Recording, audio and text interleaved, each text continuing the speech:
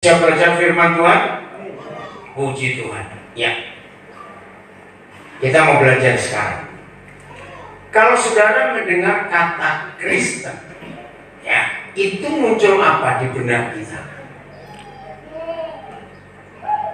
Ayo coba. Mendengar kata Kristen muncul apa di benak kita? Gereja. Saya bilang agama, bukan. Sebetulnya kata Kristen itu ejekan. Kata Kristen itu nggak bagus, karena Tuhan Yesus pun tidak suka. Lalu kenapa muncul kata itu? Karena begini, waktu itu, ya saudara bisa lihat di Kisah 11, tapi nggak ada penjelasannya memang. Kenapa Bim? Tak silent. Oh, apa? Tak silent HP-nya. Oke, maaf, belum di silent. Nah, Tuhan Yesus pada masa itu, tolong catat ini ya. Tuhan Yesus pada masa itu dicap pemberontak oleh pemerintahan Romawi. Dengar ini. Dan otomatis semua pengikut dan murid-murid Tuhan Yesus otomatis dicap pemberontak juga. Jadi di masyarakat sudah ada kesan, yang ada image bahwa Yesus itu pemberontak, akan melawan pemerintah Roma. Dia akan membuat negara Yahudi sendiri dan lepas dari kerajaan Roma. Nah, waktu itu sampai Tuhan Yesus sudah naik ke surga, padahal Tuhan Yesus tidak pernah memikirkan untuk buat negara sendiri, tidak. Tapi yang dia mau pindahkan adalah kerajaan surga ke dunia ini. Nah, tapi murid-muridnya yang salah. Mereka menyebarkan berita di mana-mana. Oh, nanti kita akan punya raja baru. Maka itu kalau saudara ingat waktu penyaliban Tuhan Yesus, ada tulisan apa? Di atas, inilah raja orang Yahudi. Nah, padahal bukan begitu maksud Tuhan Yesus. Nah, setelah Tuhan Yesus naik ke surga, murid-muridnya masih ada di Roma, di Yerusalem, di mana-mana waktu itu. Kemanapun mereka pergi, maka disebuti dulu Kristen, itu dulu Kristen. Artinya ini loh pemberontak. Ini akan makan, akan melawan pemerintahan yang sah. Ngerti nggak sekarang arti kata Kristen itu? Nggak baik bagi pemerintah Roma. Itu ejekan. Ngerti sekarang ya? Nah, maka itu yang saya tanyakan. Kalau saudara hari ini mendengar kata Kristen atau besok-besok mendengar kata Kristen, terlepas daripada asal usulnya kata itu, saudara mikir apa? Saya tanya. Ayo jawab. Mendengar kata Kristen, ayo. Saudara. Ayo apa? Muncul apa di benak saudara? Pengikut Kristus. Oke. Tapi buat orang yang bukan Kristen, kalimat itu kan sudah dimengerti. Lebih gampang, betul. Tapi yang lebih gampang. Kita ambil positifnya. Apa itu? Yesus. Ya, Yesus. Terus kenapa kalau Yesus? Yang mana ini? Saya nggak lihat orang. Oh, Pak Yudo. Kenapa Yesus? Hampir betul. Coba temukan kalimat lain lagi. Betul, pengikut Yesus. Betul, Yesus. Tapi apa? Ini kita bayangkan kalau mereka yang di luar kita yang belum tahu. Ayo. Apa? Kafir. Oke, itu negatifnya. Nah, yang saya mau tanya itu positifnya.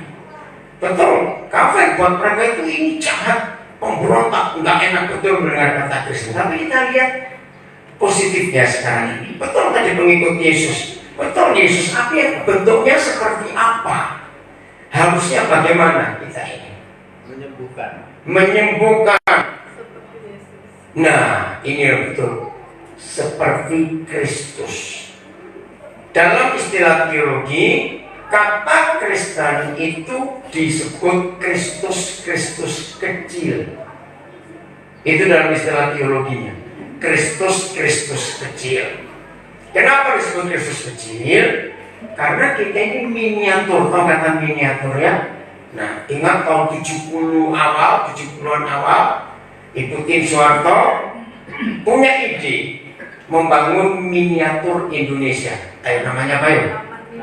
Nah, itu dia Taman Mini Indonesia Indah. Karena banyak bangsa di dunia itu pengen lihat langsung Indonesia. Tapi zaman itu tahun 70-an, untuk ngelilingi Indonesia mudah atau susah? Pesawat belum sebanyak sekarang. Bisa ngerti tidak? Harus naik kapal laut, perlu berapa bulan. Lalu Ibu Tin punya ide. Nah, terjadilah Taman Mini Indonesia Indah. Jadi kalau ada orang dari negara lain atau turis ingin tahu Indonesia tapi waktunya pendek, pasti orang Jakarta bilang, ya aja ke Taman Mini. Ingat ya, waktu itu masih ada 27 provinsi dan ada 27 anjungan. Ingat ya, yang nggak pernah ke sana, lihat aja di Google, lihat aja di gambar, ada banyak. Nah, maka orang-orang itu dalam 1 hari bisa keliling Indonesia. Udah bisa nggak? Saya tanya coba. Bisa, karena ada miniaturnya. Jadi kalau positifnya, kata Kristen itu miniaturnya Kristus. Ngerti? Jadi kalau ada orang ingin tahu Tuhan Yesus, jangan bilang, ya kamu mati dulu terus surga, cari dia ke sana. Awas ngomong begitu. Jadi kalau ada orang ingin tahu Tuhan Yesus seperti apa, saudara bagaimana jawabannya? Ayo Pak, ayo, saudara harus jawab apa atas orang itu. Ayo jawab, harus jawab. Seperti saya. Iya, lihat saya. Loh, kok nggak berani ngomong sih? Oke, kita lihat ayatnya. 1 Korintus 11 ayat 1. 1 Korintus 11 ayat 1. Kita lihat ayat ini. Ini Kristen yang dalam arti positifnya, bukan sebagai pemberontaknya atau makar. Ya. Oke. Di PowerPoint ada terjemahan yang lain, yang bahasa Indonesia ada nggak? Ada banyak loh sekarang, saudara. Oke, ini di Jogja, yang di offset sedang dicetak Alkitab bahasa Indonesia. Tapi bagus, disebut Alkitab di dalam pandangan Tuhan Yesus. Jadi judul bahasa Inggrisnya Jesus Bible. Nah, ini sedang dicetak. Oke, kalau ini sudah terbit, berarti Indonesia ada 13 terjemahan Alkitab bahasa Indonesia. Ada 13, kita bersyukur. Nah, makin banyak saudara punya banyak terjemahan Alkitab bahasa-bahasa lain, kita makin kaya. Nah, ini terjemahan baru. Ayo kita baca sama-sama. 1, 2, 3. Yang semangat hari ini kan perkara semangat, jangan lemas-lemas begitu. 1, 2, 3. Jadilah pengikutku sama seperti aku juga menjadi pengikut Yesus. Oke, beri saya kalimat yang lebih mudah dari kalimat ini. Ayo, bagaimana? Yang lebih mudah. Jadilah pengikut Kristus. Jadilah pengikut Kristus. Masih kurang kuat. Yang sederhana. Jadilah seperti Kristus. Masih abstrak. Hiduplah seperti Kristus. Hiduplah seperti Kristus. Masih ke orang kedua. Bukan ke orang pertama. Ikutin aku. Ini yang betul. Ikutin aku. Karena kalau kamu mengikuti aku, otomatis kamu seperti ikuti Yesus. Nah, pertanyaan berikut. Kira-kira kapan saudara masing-masing berani ngomong ini di Nabire atau di tempat saudara itu? Kira-kira kapan? Ini pertanyaannya. Ngerti nggak maksud ini? Jangan bilang, ya tunggulah 50 tahun lagi. Bilang sekali. Ngerti maksud ini, saudara? Selama kekristenan kita tidak berani mewakili Tuhan Yesus. Saya ulangi, selama kekristenan kita tidak berani mewakili Tuhan Yesus, maka sebutan kita sebagai murid-murid Yesus itu gagal. Jadi apa yang Paulus alami sampai dia berani ngomong seperti ini? Kalau saya mau menggunakan kalimat lain yang lebih panjang, udahlah, kamu jangan banyak alasan. Bagaimana aku bisa seperti Yesus? Aku gak pernah lihat dia. Nah, kalau ada orang ngomong seperti itu kepada saudara, saudara akan jawabnya bagaimana? Ayo, orang ini ngomong kepada saudara, udahlah, gak usah repot-repot untuk ikut Yesus. Aku aja gak pernah lihat Yesus kan. Nah, kalau orang itu ngomong begitu kepada saudara, saudara jawabnya apa? Menurut ayat 1 Korintus 11 ini, ayo. Nah, lihat saya, ikuti cara hidup saya. Saya balik tanya lagi yang sama. Kira-kira kapan saudara berani ngomong itu? Kok tertawa? Ini serius. Sebutlah kapan? Seminggu lagi berani? Loh, ditanya kok. Berani seminggu lagi? Jawablah, kalau nggak berani, nggak berani, ya nggak apa-apa. Terus kapan? 2 minggu?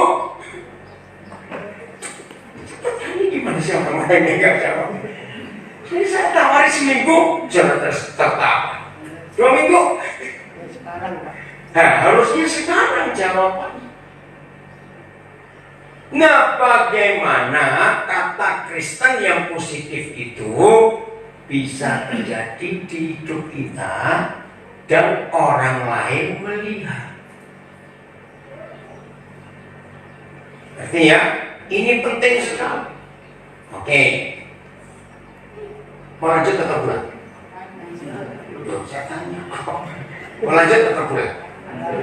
Ngerti nggak pertanyaan saya? Artinya apa?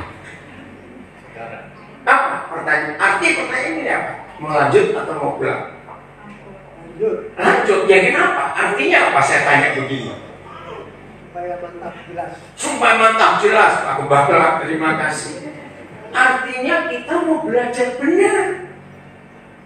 Maka itu saya tanya seminggu, saudara tertawa. 2 minggu, nggak jawab juga. Nah, maunya kapan? Terus saya tanya, mau lanjut nggak dengar pengajaran ini? Nah, kalau mau lanjut, artinya kita semua mau belajar. Bagaimana supaya orang nggak perlu jauh-jauh cari Tuhan Yesus, tapi cukup kalau mereka ingin tahu siapa Yesus. Maka saudara jawab, lah yuk, jawab aja, nggak bayar cuma jawab kok susah bener. Maka kalau ada orang tanya, gimana? Yesus itu modelnya seperti apa? Bagaimana aku tahu? Saudara jawab, gimana? Gak usah panjang-panjang, lihat aku, gitu aja, susah bener. Ulangi lagi. Jadi kalau ada orang tanya kepada saudara, jadi Yesus itu seperti apa? Bagaimana aku caranya bisa melihat dia? Saudara jawab? Nah, balik lagi, kapan? Maaf ya, saya jawab sendiri. Maka itu kita mau lanjut untuk belajar. Jadi kita nggak sekedar ikut ibadah, kita rajin, aktif, enggak, harus terus. Nah, di Alkitab ada ayat yang sangat mudah untuk kita bisa praktekkan ini. Oke. Hanya ada satu cara, hanya ada satu hal, bahwa kita bisa ketularan sifat seseorang. Cuma ada satu cara. Kalau apa itu? Nah, bergaul. Oke, kita lihat Kejadian 5 ayat 22. Ya. Jadi hidup Kristen itu jangan cuma waktu di ibadah. Jangan. Dalam hidup sehari-hari kita harus memberi contoh kepada yang lain. Udah? Kita baca sama-sama. Kejadian 5 ayat 22. Kejadian 5 ayat 22. Gampang sekali untuk itu. Baca sama-sama kalimat pertama saja. 1, 2, 3. Dan Henok itu hidup bergaul dengan Tuhan selama berapa minggu? 300 Ditanya minggu kok tahu? Kali-kali 52 itu maksud saya. Loh kan saya tanya berapa? 300 Minggu. Ya, jangan dibaca itu, saya tahu 700 tahun lagi. Saudara kira saya buta huruf. Maaf ya. Nah, jadi kalau saya tanya minggu, kami tahu. Ayo, berapa? 52 minggu kan 300. 15.600. Itu pedagang dia cepat ngitung. Itu ketahuan. 13.000 berapa minggu tadi? 15.600. 15.600 minggu. Ayo saya tanya, ini tahun ajaran baru sudah mulai dengan 13 kemarin minggu yang lalu, tapi tetap nggak bisa masuk ke sekolah. Tapi ini umum saja. Untuk seorang anak bisa ketularan karakter, sifat, cara bicara temannya, itu perlu berapa tahun atau perlu berapa hari? Ayo jawab, ngerti nggak pertanyaannya? Itu perlu berapa tahun atau perlu berapa hari? Hari. Ya betul tidak? Contoh aja, anak-anak yang dari lahir dijaga, etika diperhatikan, anak itu sopan sekali, bahasanya manis kalau bicara. Baru 5 hari masuk TK. Nanti pertanyaannya, sudah pulangan apa ini anak? Lo cepat jawab, ngerti nggak? Cuma 5 hari, berubah nggak? Berubah. Dan berubahnya cepat sekali, cuma. Ngerti nggak contoh-contohnya? Nah, pertanyaan, saudara sudah berapa hari hidup dengan Tuhan Yesus? Ngerti pertanyaan? Kalau lihat modelnya begini, ini rata-rata sudah Kristen sejak di perut mama ini orang-orang. Loh betul tidak? Karena orang tua kita Kristen. Loh bayangkan kita sudah Kristen sejak kita masih dalam kandungan. Lalu kita sudah ikut sekolah minggu dan segala macam, sudah dibaptis, sudah disiji kalau di Protestan. Pertanyaannya, kalau kita bergaul dengan Tuhan dan Tuhan bergaul dengan kita, awas salah jawab. Ya, saya ulangi, menurut ayat ini siapa yang bergaul dengan siapa? Iyo, ayat 22, Kejadian 5 itu siapa bergaul dengan siapa? Henok hidup bergaul dengan Tuhan. Oke. Nah, pertanyaannya, kalau saudara dan saya berkata seperti Henok bahwa aku ini sudah bergaul dengan Tuhan Yesus sekian ribu minggu, betul nggak? Loh, ya tadi kan umur begitu loh. Kalau saudara umur 40, berarti sudah berapa banyak minggu kita bergaul dengan Tuhan? Namanya Kristen kok. Cepetan kalikan 40 kali 52. Ayo, pedagang cepat itu. Saudara, berapa yuk? 820 minggu. Yang 5 hari tadi bagaimana? Nah, kita cuma baru masuk TK 5 hari aja. Sudah apa? Sudah berketularan. Maka itu pertanyaan saya, setelah sekian banyak minggu kita bergaul dengan Tuhan Yesus dalam ibadah, dalam doa, terus sekolah minggu dan semuanya itu, pertanyaannya seharusnya siapa ketularan siapa? Apa kamu bilang Tuhan ketularan aku? Apa sih? Ayo, seharusnya siapa ketularan siapa? Cepat-cepat Bang. Nah, seharusnya faktanya. Jadi kok tertawa lagi? Karena ini loh, kegagalan gereja itu di bagian ini. Bukan gagal tidak ikut ibadah, ikut misa, beri persembahan, tidak ikut doa, juga. Kita nggak gagal soal aktivitas gereja, betul? Tapi kita gagal ketularan Tuhan. Berarti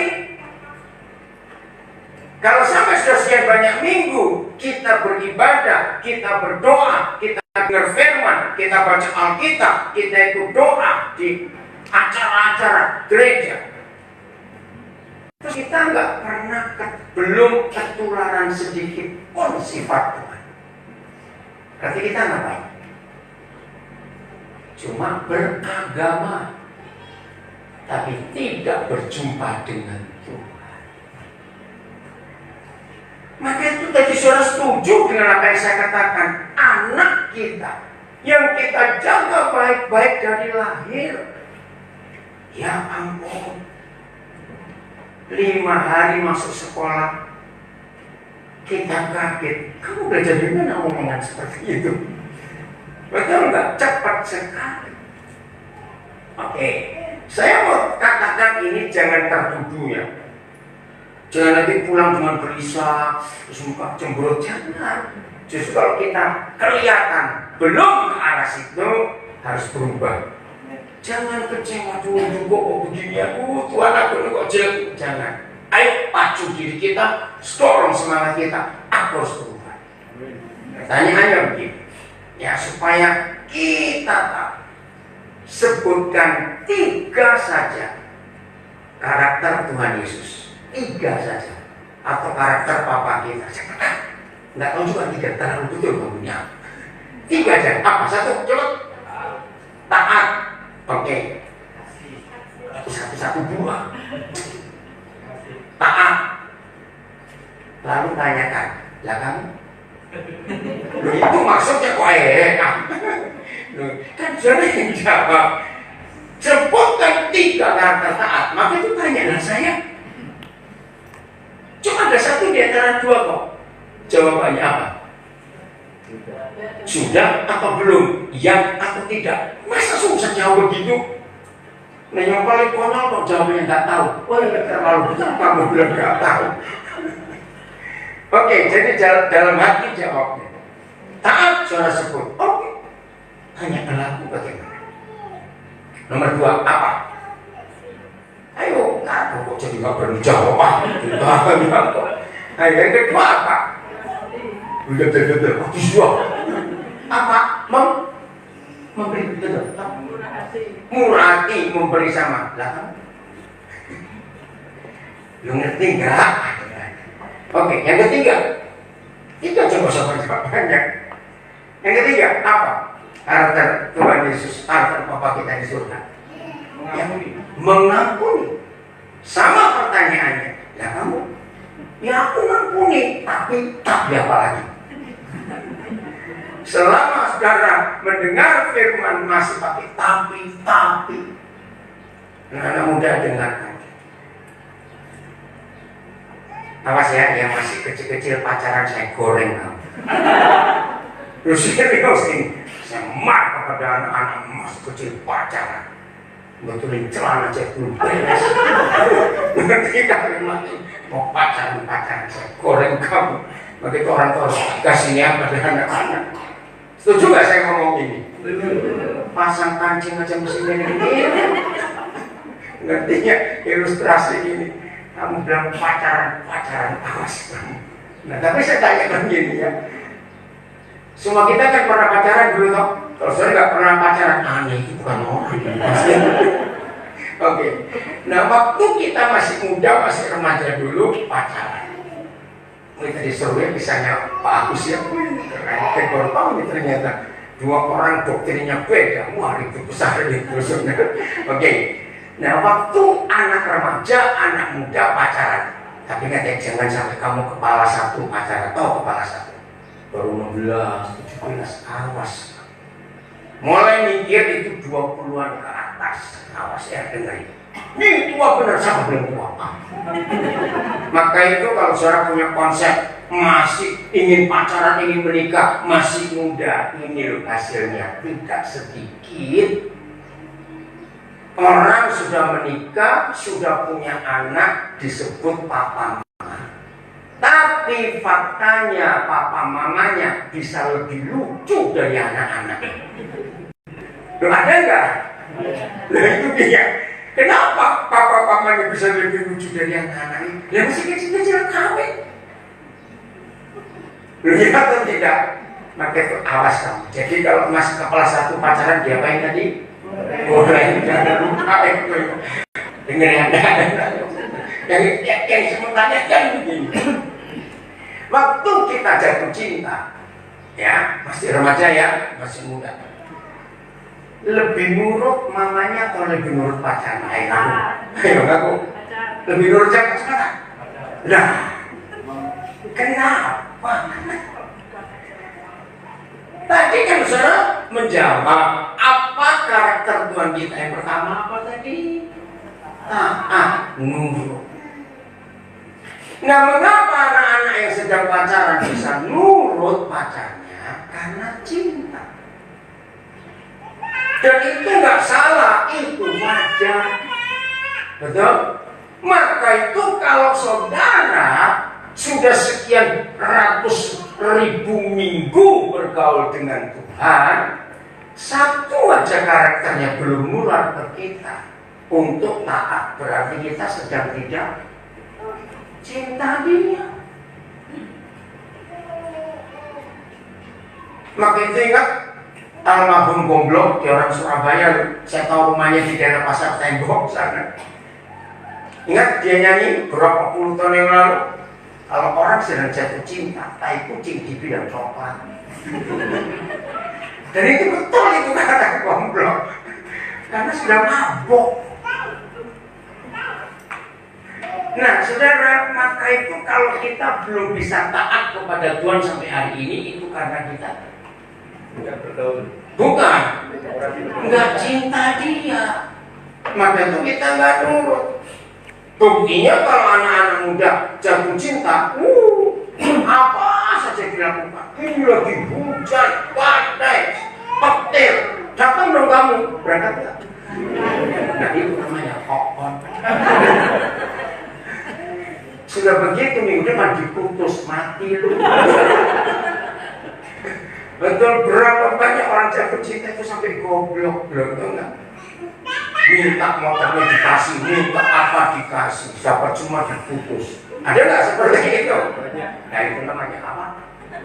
Goblok. Maaf, kita anak muda jangan. Jadi kepada siapa kita cinta, di situ kita patuh. Jelas ya? Jadi kalau kita tahu karakter sifat Tuhan, nggak usah banyak-banyak. Tadi tuh soalnya bertiga. Usahakan sifat itu ada di hidup kita juga. Amin. Kita ketularan karena kita bergaul. Ngerti ya maksud ini?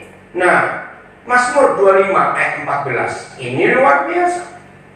Mazmur 25 ayat 14. Saudara, ayo mulai hari ini jangan puasanya rajin ibadah, jangan ya. Tapi tambahkan lagi pergaulan kita dengan Tuhan. Kita baca sama-sama Mazmur 25 14. 1, 2, 3. Yahweh ayo 1, 2, 3. Yahweh bergaul karib, stop dulu. Apa bedanya hanya kata bergaul dan bergaul karib? Karib ini bahasa Melayu. Ya, apa? Ayo, kalau bahasa Indonesia sekarang karib itu apa? Dekat, apalagi sohib, apalagi apa? Intim, sahabat, apalagi ayo karib. Ini yang saya tunggu. Setelah ketularan, ada satu hal lagi yang luar biasa tentang sahabat atau teman baik, teman bergaul. Enggak ada rahasia.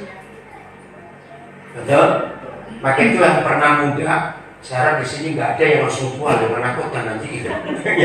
yang pernah muda, berapa kali kita ngomong pada teman kita, tapi janji loh, aku ngomong gini, kamu jangan ngomong mamaku. Ingat gak waktu itu pernah ngomong seperti itu? Oke? Nah itu yang Tuhan Yesus katakan di Yohanes 15 ayat 15. Aku tidak menyebut kamu lagi hamba. sebab hamba tidak tahu apa yang dibuat Tuhan. Aku menyebut kamu sahabat karena aku sudah memberitahukan. Nah, oke, kita buka dulu ya Yohanes 15 ayat 15 supaya saudara tahu begitu hebatnya Tuhan kita. Oke, saya tanya dulu, tolong multimedia jangan di Yohanes. Oh ya, nggak apa-apa ya. Baca sama-sama Yohanes 15 ayat 15. 1, 2, 3. Aku tidak menyebut kamu lagi hamba, sebab hamba tidak tahu apa yang diperbuat oleh tuannya. Tetapi aku menyebut sahabat karena ini telah, bukan akan, aku telah memberitahukan kepada kamu berapa hal. Ayo, berapa hal ini luar biasa. Segala sesuatu yang telah ku dengar dari Bapa. Izinkan saya mengatakan kalimat ini khusus untuk kita, hamba-hamba Tuhan, pengkhotbah, pengajar firman. Menurut firman ini yang langsung dikatakan oleh Tuhan Yesus, akankah pengkhotbah-pengkhotbah, hamba-hamba Tuhan, pelayan firman itu kehabisan bahan untuk ngajar? Tidak. Karena segala sesuatu yang Bapa di surga sudah sampaikan kepada Tuhan Yesus telah diapakan? Sampaikan, diberitakan kepada kita. Jadi nggak ada rahasia lagi. Oke, saya beri contoh ya ayat ini. Nah, saya tidak tahu saudara pernah kursus apa, kursus bahasa Inggris, kursus kue, kursus masak, kursus apa saja, ada banyak, kursus bengkel, apa saja, macam-macam, bukan? Kursus komputer, apa saja. Walaupun bayar mahal, tolong jawab pertanyaan saya. Mungkin nggak guru kursus saudara memberikan semua ilmunya kepada yang sudah bayar? Kenapa? Dia takut disaingi, rugi dia kalau begitu. Maka itu waktu saya membaca ini pertama kali saya belajar, saya bilang Tuhan Yesus engkau luar biasa. Jadi antara orang-orang yang punya kursus dan buat kursus guru-guru hebat itu, dengan Yesus siapa lebih sombong? Dengan dia pertanyaannya, siapa lebih sombong? Ternyata manusia. Nah, Tuhan gak pernah menyembunyikan apa-apa. Maka itu hal yang pertama, kalau kita bergaul dengan seseorang, maka kita lebih nurut orang itu. Hal kedua, kalau kita bergaul dengan orang, maka kita gak ada rahasia dengan sahabat. Betul gak? Semua diceritakan. Nanti kembali ke Mazmur 25 tadi. Jadi bergaul, karib, nggak cuma bergaul. Pertanyaan berikut masih ayat 14. Menurut firman ini, siapa yang ngajak siapa duluan bergaul kali? Ini penting. Siapa yang duluan ngajak bergaul kali? Ini yang luar biasa. Saya itu kaget. Tadinya saya cuma baca begitu saja. Sampai satu titik Roh Kudus bertanya, Daniel, kamu perhatikan. Wih, waktu dia katakan itu saya menangis. Saya kagum. Maaf, ini fakta. Bupati Nabire pernah nggak ngajak kita bergaul, masih makan bareng? Nah, nggak mungkin. Walaupun penduduk Nabire nggak sebanyak daerah-daerah lain. Kenapa? Ya pasti ada jarak dong. Betul? Tapi Tuhan kita tidak. Saudara, saya ingin kebenaran ini menyadarkan kita. Begini. Berarti sulit tidak bergaul dengan Tuhan? Ayo jawab, sulit tidak? Kenapa? Nah, karena dia mulai. bukan dari pihak kita. Tolong catat. Jadi nggak ada alasan. Aku kok susah ya berdoa. Ada yang orang ngomong begitu? Kalau saya tanya, ada orang Kristen ngomong begitu? Aku kok susah ya berdoa? Kalau saya tanya, saya jawab. Banyak. Mungkin di sini. Dengarkan. Kalau saudara punya sahabat, saudara ngajak orang itu bergaul, akan kehabisan bahan nggak untuk ngomong apa saja? Ayo. Tidak. Ya atau tidak? Akan kehabisan bahan? Tidak. Sampai istri panggil, kamu nggak pulang-pulang, ngomong aja sama orang itu. Maaf ini. Betul? Kenapa kalau kita ketemu teman kita kok habis-habis ngomong? Lu atau tidak? Nah ini hal yang sama. Jangan berdoa itu seperti orang beragama, tutup mata, terus ngomong sendiri. Enggak, itu salah. Bergaul. Maaf. Satu-satunya agama yang umatnya waktu berdoa, maaf, kentut, itu tidak dianggap batal. Hanya kekristenan. Yang pernah berasal dari agama lain, betul tidak? Orang lagi sembahyang terus kentut, bapak pulang lagi dari depan. Loh, betul atau tidak? Itu beragama. Maka itu Tuhan kita tidak begitu. Satu-satunya Tuhan yang menyebut diri aku Immanuel. Apa arti kata Immanuel? Apa? Ayo, Mas datang. Apa itu arti Immanuel? Nah, sebetulnya salah terjemahannya. Bukan Tuhan beserta kita. Ya, dari semua terjemahan, jangan tersinggung saya ngomong ini.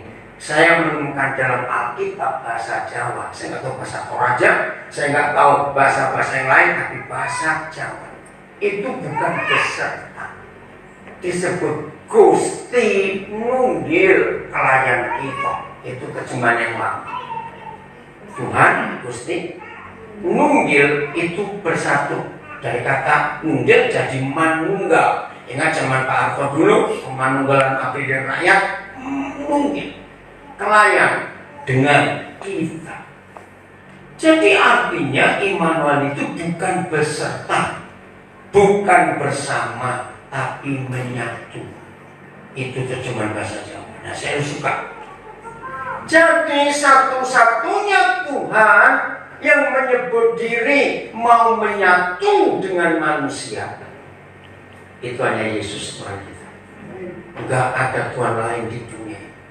Maka itu enggak sedikit agama-agama di dunia untuk menemukan Tuhannya harus bayar mahal dan pergi jauh.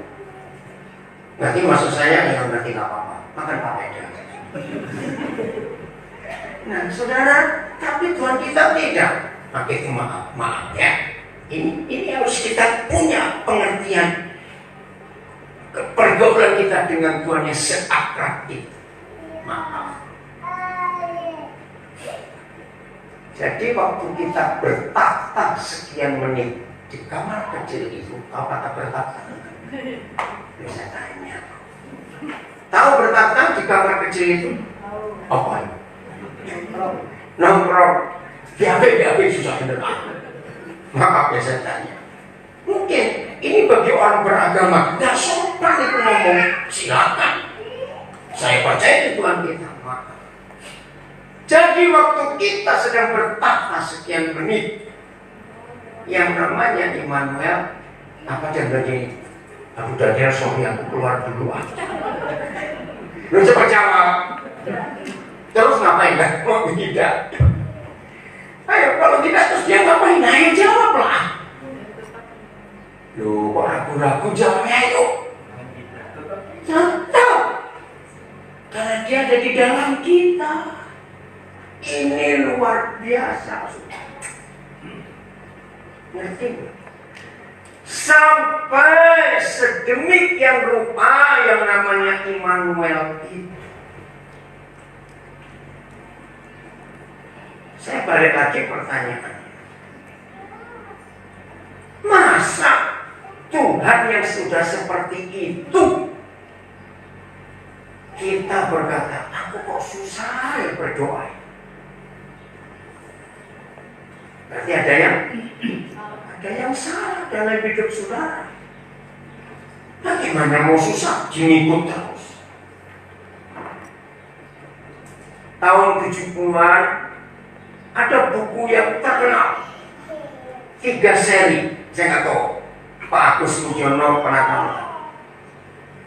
Terbitan BPK Gunung Mulia. Saya punya koleksi buku itu karena saya sebarkan itu untuk anak-anak remaja. Judulnya menarik. Anda bertanya, Billy Graham menjawab. Itu 3 seri. Saya ingat waktu itu. Saya beli banyak karena saya sudah pelayanan ke anak-anak remaja tahun 70-an itu. Nah, salah satu pertanyaannya baik. Seorang anak remaja umur 15 tahun dia bertanya kepada Billy Graham, saya sudah lahir baru, saya aktif pelayanan, boleh nggak saya ke disco? Waktu itu ya, disco itu baru mulai. Nah, saya kaget jawaban Billy Graham. Kamu berkata kamu sudah lahir baru, berarti Yesus sudah di dalam kamu. Jangan tanya saya, tanya dia. Kalau kamu ke disco dia ngapain? Lu ngerti gak pertanyaan jawaban Billy Graham ini? Lu ngerti gak saya? Ya sudah. Kira-kira Tuhan Yesus setuju? Loh, saya tanya, kira-kira Tuhan Yesus setuju? Ya pasti tidak, ngapain ke situ? Jadi kalau kita tahu lahir kita sudah lahir baru, percaya Dia dan Yesus hidup di dalam kita, jangan tanya yang lain. Apa dia ini dosa atau tidak? Harusnya tahu sendiri. Termasuk yang masih suka merokok, suka alkohol. Nggak usah tanya ke pendeta, ke majelis, nggak usah tanya ke Yesusmu yang di dalam dirimu. Ngerti nggak? Nah, ayo, kira-kira setuju Tuhan Yesus kalau saudara merokok, kalau kita merokok? Loh, jawab. Enggak. Coba aja, saudara tinggal di sebuah ruangan kecil, dikasih asap penuh dan dikunci. Ngerti enggak? Kira-kira bagaimana? Iya, nggak mati untung. Berarti itu jawaban.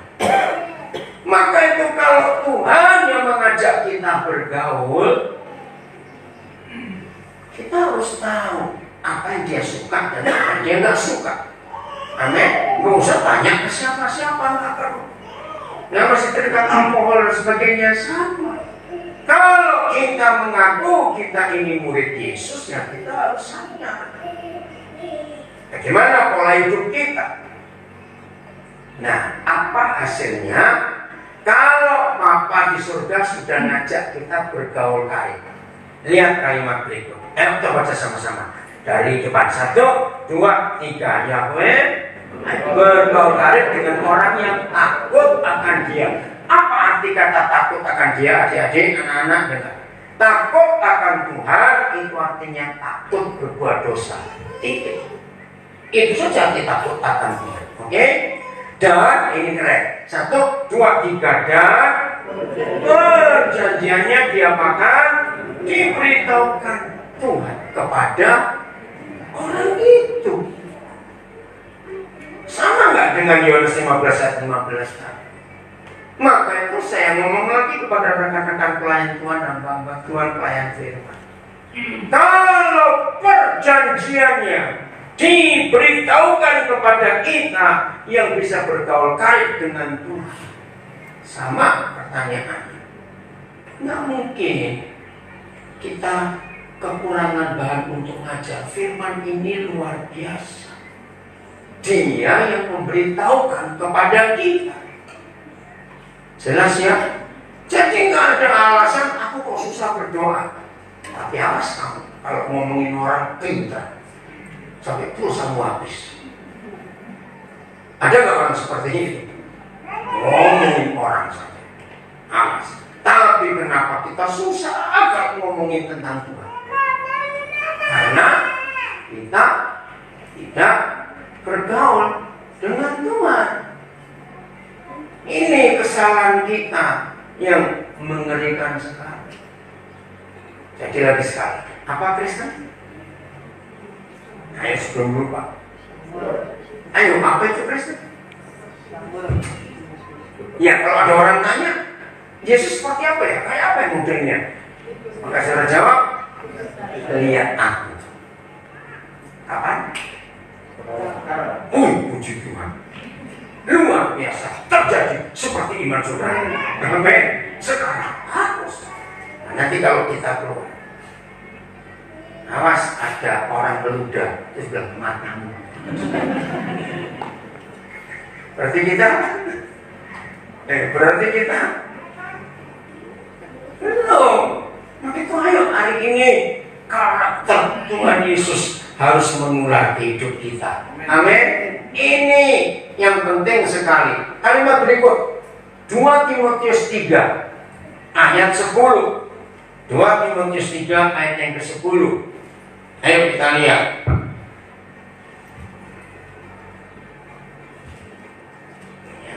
Dua Timotius 3 ayat yang ke-10.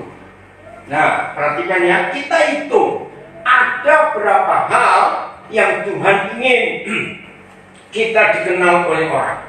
Pelan-pelan. Tetapi engkau telah atau akan. Ayo, telah atau akan. Nah, ini luar biasa. Tetapi engkau, jadi Paulus ngomong kepada Timotius. Dan hari ini saudara harus bicara kepada orang-orang yang melihat hidup kita. Tetapi engkau telah satu ngapain? Nah, pelan. Apa kata lain mengikuti? Bukan bersama-sama. Melakukan. Meniru. Meneladani. Itu arti kata mengikuti. Saudara, ini luar biasa. Ada 7 hal. Enggak banyak. Engkau telah satu mengikuti. Ayo baca. Ajaranku.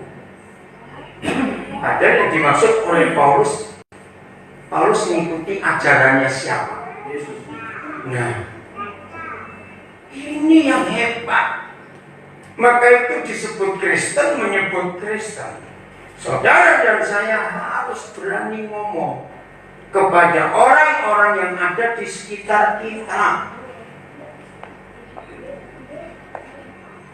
Berarti, maka itu saya tanya tadi, mau lanjut atau pulang? Artinya apa kalau lanjut? Pelajarannya makin berat. Amin. Betul tidak? Pelajarannya makin berat. Tetapi engkau telah mengikuti ajaranku. Apakah kita berkata Paulus sombong? Sombong? Tidak. Tapi kenapa kok dia bisa ngomong? Karena engkau telah mengikuti ajaranku. Justru ini yang wajar. Maka kalau saya pakai kalimat ini, inilah model pola gambar hidup Kristen yang wajar. Apa kewajarannya? Tidak hanya dilihat orang kita rajin ibadah, tidak. Tapi orang melihat hidup kita di luar jam ibadah. Betul? Ayo kembali lagi. Jadi kalau tadi kita sudah baca 1 Korintus 11 ayat 1, dan kita sudah lihat banyak ayat-ayat tadi, ketularan kita dengan karakter Tuhan Yesus, nggak ada rahasia lagi. Itu tujuannya untuk diikuti, diteladani, ditiru. Itu waktu di ibadah atau di luar ibadah? Ayo jawab. Di luar, bukan waktu di sini. Maka itu saya punya istilah, punya pertanyaan ini ya, jangan tersinggung. Perhatikan. kita ini bisa berlaku munafik itu di dalam gereja atau waktu di luar gereja? Ayo jawab yang betul. Kita ini bisa berlaku pura-pura munafik itu waktu di dalam ibadah atau di luar ibadah? Nah, itu jangan sering-sering ke gereja, banyak orang munafik. Maaf.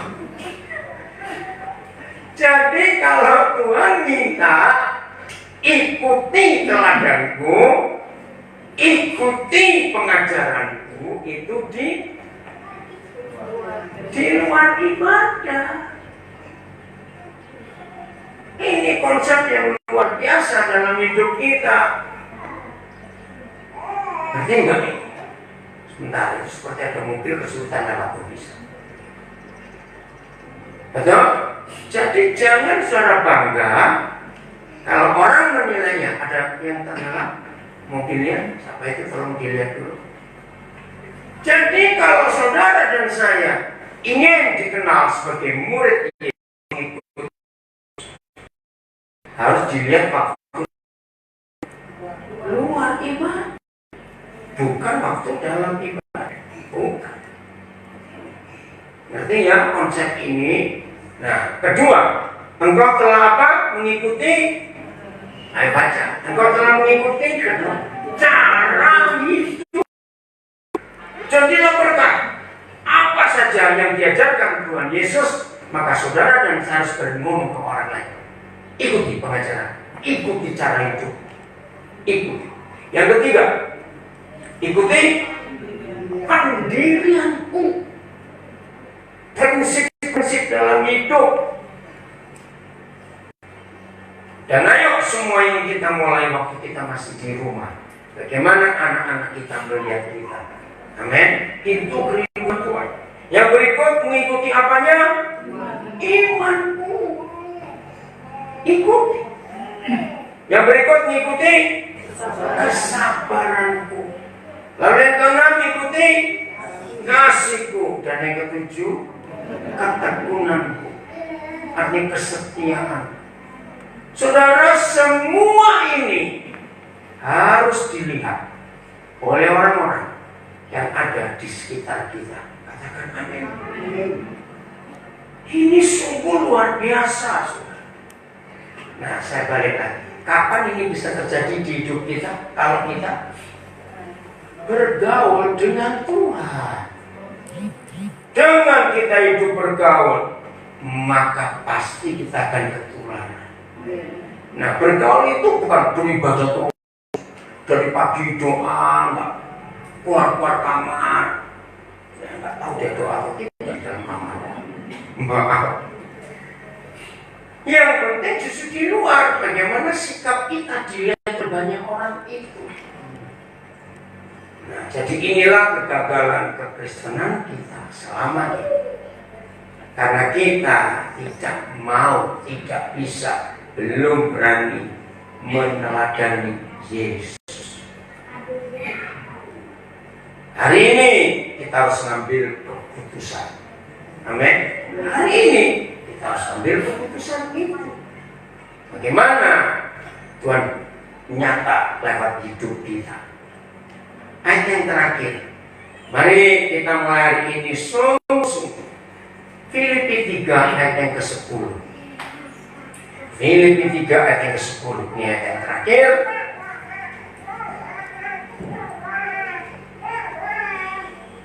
Kalimat pertama apa? Yang ku kehendaki. Apalagi lain katanya, yang ku ingin, yang ku kehendaki. Jujur tanya dalam diri masing-masing, apa yang saudara ingin kehendaki? Tidak salah kita ingin ini, ingin itu, tapi cek itu semua untuk kemuliaan Tuhan atau tidak. Baca sama-sama, 1, 2, 3. Yang ku kehendaki ialah mengenal Dia. Cukup sampai sini. Mengenal. Apa yang terjadi kalau kita sudah kenal seseorang? Kembali dari awal-awal tadi, kita akan niru dia. Betul nggak? Kita akan nyontoh dia. Betul? Kalau kita sudah kenal seseorang. Maka itu kalau masih ada yang mengaku Kristen sudah sekian tahun jadi Kristen, tapi karakter Tuhan belum kelihatan sedikit pun, berarti kita sudah kenal atau belum? Belum. Kalau sudah mengenal, akan mengikuti semuanya. Katakan amin. Ini luar biasa, saudara. Dan setelah itu mengenal apanya? Ayo baca. Kuasa kebangkitannya. Mengenal apa lagi? Persekutuan dalam penderitaannya. Nah, akhirnya apa? Kalau saudara dan saya sudah jelas keinginan kita, kehendak kita dalam mengenal Tuhan Yesus, mengenal kuasa kebangkitannya, mengenal persekutuan dalam penderitaannya, maka akhirnya kita akan, ayo baca, akhirnya kita akan menjadi serupa dengan Dia di dalam. Nah, ini rahasia. Apa maksudnya mengenal Dia dalam kematiannya? Ayo. Mayat bisa diajak judi nggak? Yo, pertanyaannya ono. Mayat bisa diajak judi tidak? Nah, berarti kalau murid Yesus masih bisa berjudi, berarti dia setengah mayat. Betul? Dan yang lain-lain. Maka itu kalau kita masih bergumul dengan dosa, nggak usah digumulkan. Berarti kita belum jadi serupa dengan Dia di dalam kematiannya. Maka itu mayat masih bisa diajak berjudi, mabuk dan lain-lain. Ayo hari ini kita. Adik-adik, anak-anak, menunggu hidupmu seperti apa? Betul tidak? Luar biasa. Mau menjadi murid Yesus yang benar? Mau disebut Kristen? Adalah miniaturnya Kristus. Jadi kalau ada orang ingin cari Tuhan Yesus harus lewat saya. Luar biasa. Tepuk tangan buat diri sendiri. Terima kasih Pak Gembala. Ya.